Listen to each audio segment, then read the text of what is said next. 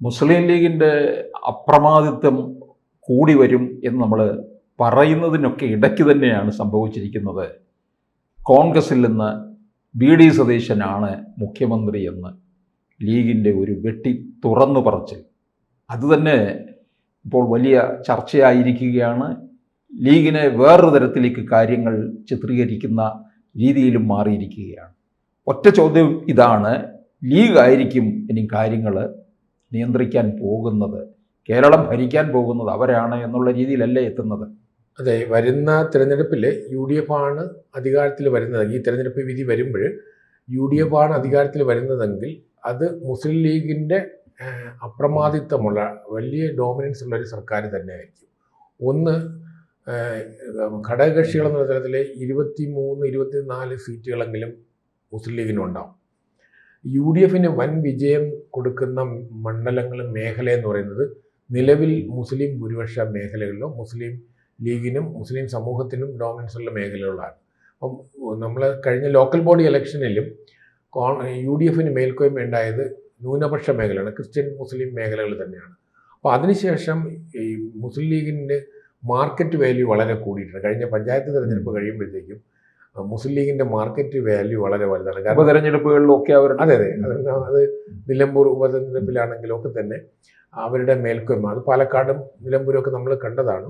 അപ്പോൾ ആ തരത്തിലൊരു മതപരമായ ധ്രുവീകരണം കേരളത്തിലുണ്ടാക്കിയിട്ടുണ്ട്. അപ്പം ഞാൻ പല ചർച്ചകളിൽ ഈ അഭിപ്രായം പറഞ്ഞു, അനാരോഗ്യകരമായ ഒരു പ്രവണതയാണ് കേരളത്തിൽ ആദ്യമായിട്ടാണ് മതാടിസ്ഥാനത്തിൽ ഒരു ധ്രുവീകരണം ചില മേഖലകളിൽ ഉണ്ടായത്. അത് ഒരു ജനാധിപത്യ വ്യവസ്ഥയ്ക്ക് ഗുണകരമല്ല. അപ്പോൾ മുസ്ലിം ലീഗ് തീർച്ചയായിട്ടും മുസ്ലിം സമൂഹത്തിനെ റെപ്രസെൻ്റ് ചെയ്യുന്ന പാർട്ടി എന്നുള്ള തലത്തിൽ കേരള രാഷ്ട്രീയത്തിൽ ഒരു സ്ഥാനമുണ്ട്. പക്ഷേ ഈ തെരഞ്ഞെടുപ്പിൽ മുസ്ലിം ലീഗിൻ്റെ രാഷ്ട്രീയമല്ല നടക്കുന്നത്. അത് ജമാഅത്തെ ഇസ്ലാമി ഉൾപ്പെടെയുള്ള സംഘടനകളുടെ ഒരു വർഗീയ ധ്രുവീകരണത്തിൻ്റെ ഭാഗമായി അതിൻ്റെ ഫ്രണ്ടിൽ ലീഗ് നിൽക്കുന്ന രാഷ്ട്രീയമാണ് ഇനി കേരളം കാണാൻ പോകുന്നത്. അപ്പോൾ ഇതിനു മുമ്പ് ഒരു ജനാധിപത്യ രാഷ്ട്രീയ പാർട്ടി എന്നുള്ള തലത്തിൽ ഇടത് വലത് മുന്നണികളിലായിട്ട് മുസ്ലിം ലീഗും അതുപോലെ മുസ്ലിം ലീഗിന് ബദലായിട്ട് AIML-ഉം INL-ഉം ഒക്കെ പ്രവർത്തിച്ചത്. നമ്മൾ കേരളത്തിലെ ജനങ്ങൾക്ക് മുസ്ലിം ലീഗ് രാഷ്ട്രീയം സുപരിചിതമാണ്, നമുക്ക് അതിനോട് വലിയ വിയോജിപ്പൊന്നുമില്ല. പക്ഷേ ഇപ്പോഴങ്ങനെയല്ല, അത് മതത്തിൻ്റെ അടിസ്ഥാനത്തിലേക്ക് ധ്രുവീകരിക്കുന്ന ഒരു സാഹചര്യത്തിൽ നിന്നാണ്. അപ്പോൾ ഇതൊരു ഭാഗത്ത് നിൽക്കുമ്പോഴാണ് കോൺഗ്രസിലെ മുഖ്യമന്ത്രി തർക്കം തെരുവിലേക്ക് പോകുന്നത്.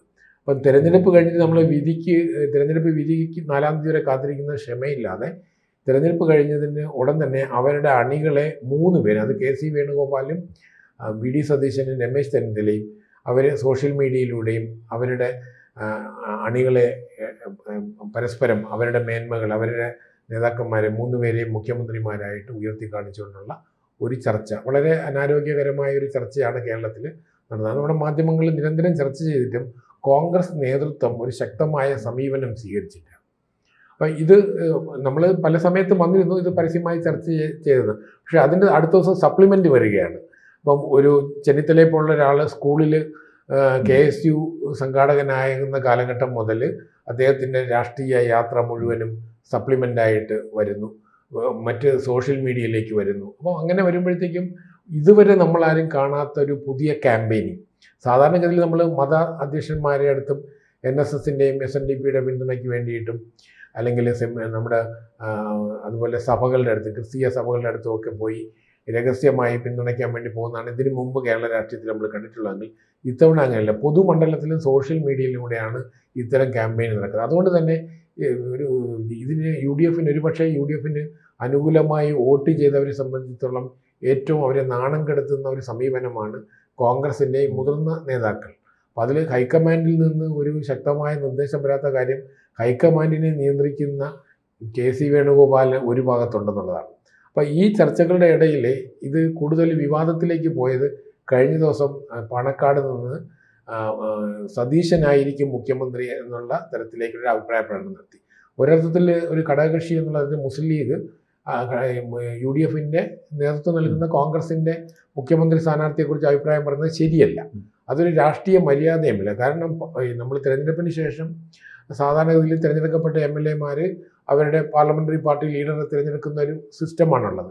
എല്ലാ രാഷ്ട്രീയ പാർട്ടികളും ഒരു തരത്തിലുള്ള കോൺസെൻസസിൻ്റെ അടിസ്ഥാനത്തിലായിരിക്കും ചെയ്യുന്നത്.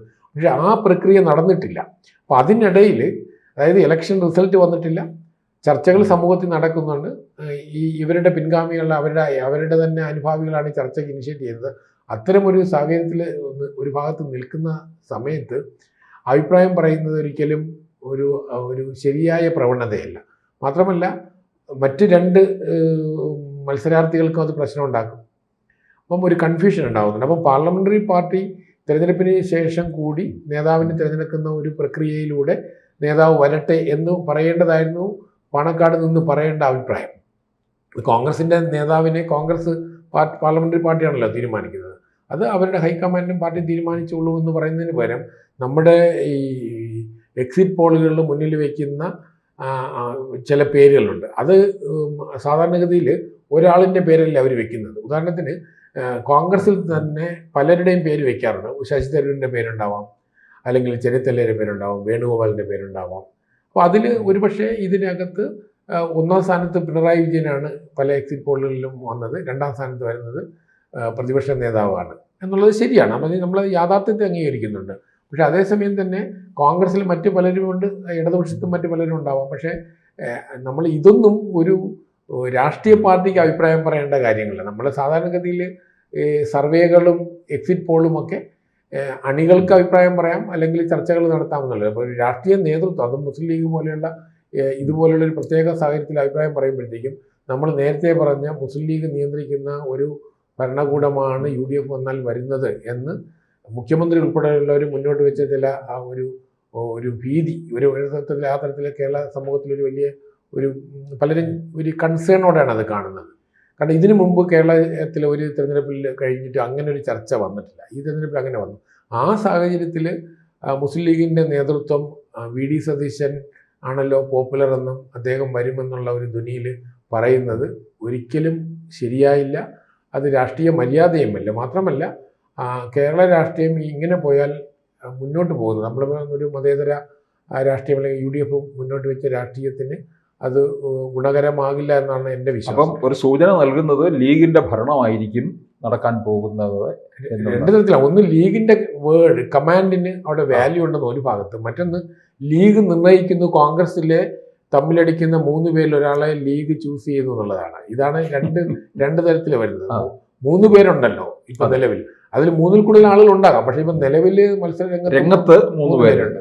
അപ്പം യഥാർത്ഥത്തിൽ മാന്യമായ നടപടി എന്ന് പറയുന്നത് ഒരു പേരും പറയാതെ തിരഞ്ഞെടുപ്പിന് ശേഷം അതിനൊരു വ്യവസ്ഥയുണ്ട് രാഷ്ട്രീയ പാർട്ടികൾക്ക്, അതനുസരിച്ച് നേതാവ് വരും എന്ന് പറയുന്നതായിരുന്നു ഒരു മര്യാദ. പക്ഷേ അതിന് പകരം ലീഗ് മുൻകൂട്ടി പറഞ്ഞത് ഒരർത്ഥത്തിൽ കോൺഗ്രസിനെ സംബന്ധിച്ചിടത്തോളം അത് വളരെ ശരിയായ നടപടിയല്ല. കോൺഗ്രസിനകത്തുള്ള ഞാൻ പറഞ്ഞ മറ്റു 2 മുഖ്യമന്ത്രി സ്ഥാനാർത്ഥികൾക്കും അത് ഗുണകരവുമായി. എല്ലാവർക്കും ഈ 5ാം മന്ത്രി സ്ഥാനമാണ് ഈ സമയത്ത് ഓർമ്മ വരുന്നത്. അതെ, 2011 സർക്കാർ അധികാരത്തിൽ വരുമ്പോഴും മുസ്ലിം ലീഗിൻ്റെ ഭാഗത്ത് നിന്ന് ഗുരുതരമായ ചില നടപടികളുണ്ടായി. അതിൽ ഒന്ന്, നമ്മൾ 5ാം മന്ത്രി മറ്റേ മന്ത്രിമാരുടെ വകുപ്പുകൾ തന്നെ മുസ്ലിം ലീഗാണ് തീരുമാനിച്ചത്. മുസ്ലിം ലീഗ് നേതൃത്വം വകുപ്പുകളെ തീരുമാനിക്കുന്നു. മർമ്മപ്രധാനമായ വകുപ്പുകൾ പോലും അത് നമ്മുടെ ഏതാണ്ട് നമ്മുടെ ബഡ്ജറ്റിന്റെ 85% മുസ്ലിം ലീഗ് കൈകാര്യം ചെയ്യുന്ന അവസ്ഥ വന്നു. മാത്രമല്ല കേരള ചരിത്രത്തിൽ ആദ്യമായിട്ട് മന്ത്രിസഭയിൽ ഭൂരിപക്ഷവും ന്യൂനപക്ഷങ്ങളായ ഒരു മന്ത്രിസഭയായിരുന്നു. മറ്റൊന്നും നമുക്കറിയാം, വിദ്യാഭ്യാസ മന്ത്രി അദ്ദേഹത്തിന്റെ വസതിയിൽ ഗംഗ എന്നുള്ള പേര് മാറ്റിയിട്ടാണ് അദ്ദേഹം മന്ദിരത്തിൽ കയറിയത്. ആ തരത്തിലൊക്കെയുള്ള അനാവശ്യ വിവാദങ്ങൾ 2011 വന്നു. 2011 തെരഞ്ഞെടുപ്പിന്റെ പ്രത്യേകത 72 അംഗങ്ങളോടെയാണ് UDF ഉമ്മൻചാണ്ടിയുടെ നേതൃത്വത്തിൽ അധികാരത്തിൽ നാമമാത്രമായ ഭൂരിപക്ഷമുള്ളത്. അതിൽ ഈ നമ്മുടെ മുസ്ലിം ലീഗിൻ്റെ ചരിത്രത്തിൽ ഏറ്റവും ഹയസ്റ്റ് MLA-മാരുള്ള തിരഞ്ഞെടുപ്പ് MLA-മാരുമായിട്ടാണ് 2011 UDF അധികാരത്തിൽ വന്നത്. ഈ തിരഞ്ഞെടുപ്പിലും ആ 20ന്റെ സ്ഥാനത്ത് 23 24 ആയിട്ട് മുസ്ലിം ലീഗ് മാറാനാണ് സാധ്യത. കുറച്ചുകൂടെ ശക്തമായ കമാൻഡ് വരും. മറ്റൊന്ന്, കോൺഗ്രസിൻ്റെ നേതൃത്വത്തിന് ഇതിനകത്തൊന്നും ഇടപെടാൻ കഴിയില്ല. കാരണം രാഹുൽ ഗാന്ധിക്കോ പ്രിയങ്ക ഗാന്ധിക്കും പാർലമെന്റിൽ ചെല്ലണമെങ്കിൽ വയനാട് വേണം, വയനാട്ടിൽ വിജയിക്കണമെങ്കിൽ മുസ്ലിം ലീഗിൻ്റെ പിന്തുണ വേണം. അതുകൊണ്ട് തന്നെ കോൺഗ്രസ് ഹൈക്കമാൻഡിന് ഇവിടെ നോക്കുകുത്തിയായി നിൽക്കാനേ കഴിയുകയുള്ളൂ. അപ്പം കേരള രാഷ്ട്രീയത്തിലൊരു പുതിയ ചർച്ചകൾക്കും സംവാദങ്ങൾക്കും ഒക്കെ വേദി ഒരുക്കുന്ന തരത്തിലാണ് നിലവിലെ മുസ്ലിം ലീഗിൻ്റെ നേതൃത്വം സ്വീകരിച്ചിരിക്കുന്ന സമീപനം. അത് കോൺഗ്രസിനകത്തും ഉള്ള വിവിധ വിഭാഗങ്ങളിൽ അതൃപ്തി ഉണ്ടാക്കാനേ സഹായിക്കുള്ളൂ. കൂടുതൽ വാർത്തകളും വിശേഷങ്ങളും നിങ്ങളിലേക്ക് എത്താൻ ABC മലയാളം സബ്സ്ക്രൈബ് ചെയ്യുക, ബെൽ ബട്ടണും അമർത്തുക.